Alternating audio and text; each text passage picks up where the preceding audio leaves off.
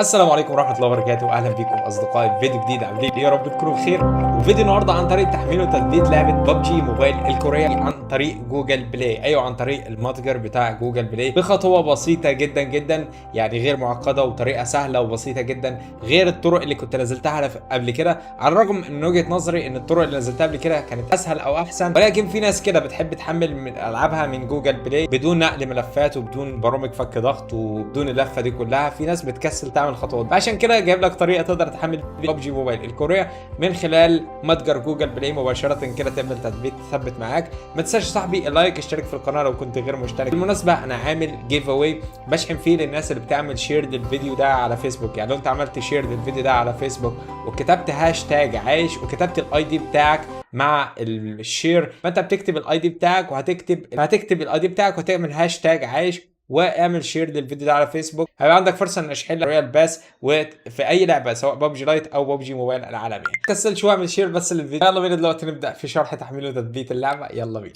طب يا صاحبي مبدئيا كده هتحمل من الرابط اللي موجود تحت الفيديو. التطبيق اللي انت شايفه قدامك ده تطبيق في بي ان، بيحول الدوله. في بي ان بيوهم الموبايل بتاعك ان انت موجود في كوريا مثلا، ولما تيجي تفتح جوجل بلاي هيحدد مكانك ان انت موجود في كوريا، فبالتالي هيفتح لك لعبه ببجي الكوريه تقدر تحملها من جوجل بلاي. فاحنا دلوقتي اول حاجه هنفتح تطبيق الفي بي ان المميز جدا اللي هو ده، وهسيب لك لينك تحميله تحت الفيديو. بعدين كده هنا طبعا بنحدد الدوله، نخليها اليابان او نخليها كوريا، اي حاجه ماشي، نخليها وليكن مثلا ساوث كوريا. تمام.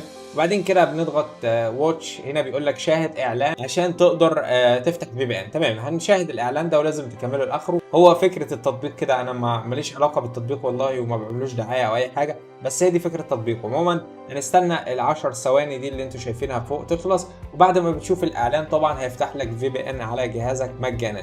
فالتطبيق مميز جدا في الحته دي. تمام، خلاص الاعلان. بضغط على اكس كده، وبص لو تلاحظ فوق كده هتلاقيه عمل اتصال معانا زي ما احنا شايفين، تم الاتصال بشبكه في بي ان. خلاص كده طالما قال لك تم اتصال فوق وبيظهر لك علامه مفتاح كده، لو تلاحظ فوق كده لو ركزنا هنلاقي زي علامه مفتاح ظهرت فوق خالص كده. طالما ظهر لك علامه مفتاح يبقى انت كده خلاص متصل بالفي بي ان. تاني خطوه هنعملها هنروح ندخل على التطبيقات، هندخل على الاعدادات بتاعه الموبايل. انت هتدخل على الاعدادات بتاعه موبايلك وهتروح لحاجه اسمها التطبيقات. هتفتح التطبيقات وبعدين كده جوه التطبيقات هتروح لجوجل بلاي، هتروح لمتجر جوجل بلاي. هنشوفه قاعد فينك يا عم الحاج.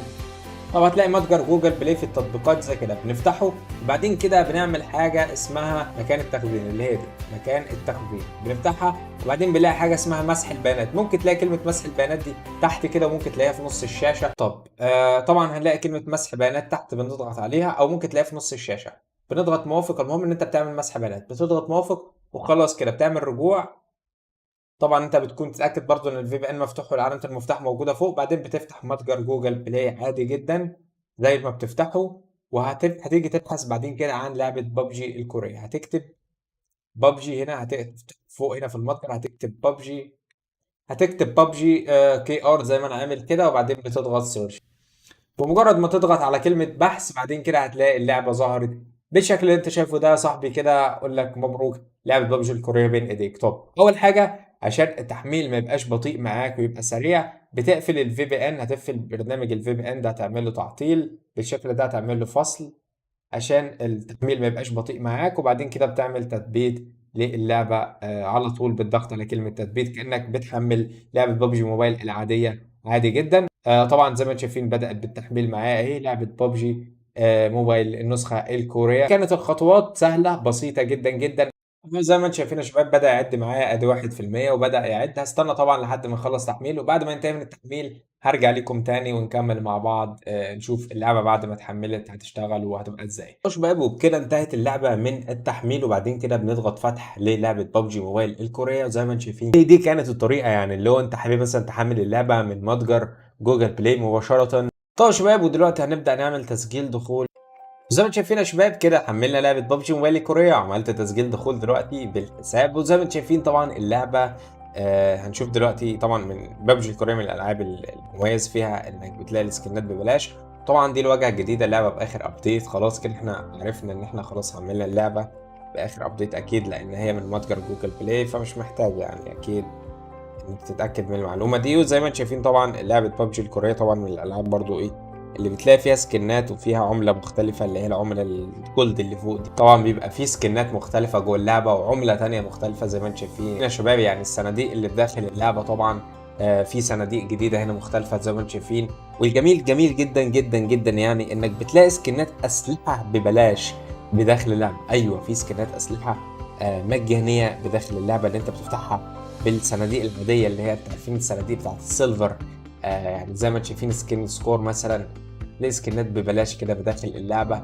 وعندك العملة دي كمان، العملة اللي هي بتدي لك برضو سكنات ببلاش زي ما انتم شايفين. السكنات دي كلها تشتريها بالسيلفر بس. ففيها كمان سكنات جميلة جدا تانية ببلاش بتقدر تاخدها برضو اللي هي في الريديم. يعني اللي هي بالسيلفر برضو يعني هي عملة السيلفر مش موجودة هنا ولكن موجودة بشكل مختلف. فزي ما انتم شايفين شوية سكنات حلوين جدا جدا للأسلحة برضو. وسكن الموتوسيكل فري برضو السكن ده يعني حاجة جميلة جدا كمان. دي حاجة جديدة أول مرة أشوفها في بابجي الكورية. وفي سكن للخوذة وسكنات للشنطة، حاجات فري وسكنات للطيارة اضافوها جديد بقى الحاجات دي في السيزونات القريبة بقى، لان بقالي كتير ما دخلتش على السكنات بتاعت اللعبة. عندك برضو الطقم بتاع سكنات مليون ريسز اللي هي اللون البرتقاني دي. فالحقيقة اللعبة من المميز يعني الحاجات المميزة فيها سكناتها شكلها حلو اولا، ثانيا يعني في سكنات ببلاش. يعني اللعبة بتدلعك كده من الاخر. فده كان شرحنا شباب لطريقة تحميل وتثبيت لعبة ببجي موبايل النسخة الكورية. الجميل ان انت بتقدر تلعب في نفس السيرفرات. يعني لو انت بتلعب مع اصحابك تقدر تدخل معاهم عادي جدا. لو هم بيلعبوا العالميه انت بتقدر تدخل معاهم عادي جدا من خلال الكوريا. فيعني ايه المشكله انك تلعب الكوريا؟ قول لي في التعليقات ايه الحاجات اللي ممكن تخليك ما تلعبش الكوريا، غير انك مثلا معاك حساب حلو في العالميه ومش عايز تسيبه. اعتقد لو انت لسه بادئ في ببجي موبايل فانصحك ابدا بالنسخه الكوريه. العب الكوريا ما تلعبش العالميه، لانك في الكوريا هتستمتع طبعا يعني سكنات ببلاش وتلاقي تحس ان اللعبه بتروق عليك كده. فزي ما انتم شايفين هنا السيرفرات كمان واحده، يعني هي نفس السيرفرات. يعني نفس الناس اللي بتقابلهم في العالميه هم اللي انت هتقابلهم في الكوريا. عندك سيرفر ميدل ايست، سيرفر اوروبا، كمان السيرفرات برضه تقدر تقابل اصحابك اللي بيلعبوا العالميه على النسخه الكوريه. بس يا شباب ده كان شرحنا والان بتاع الفيديو. انتظرونا ان شاء الله الفيديوهات جايه. ما تنساش صاحبي اللايك والاشتراك في القناه لو كنت غير مشترك عشان تقدر تتابع فيديوهاتنا اللي جايه. وتحياتي ليك، سلام.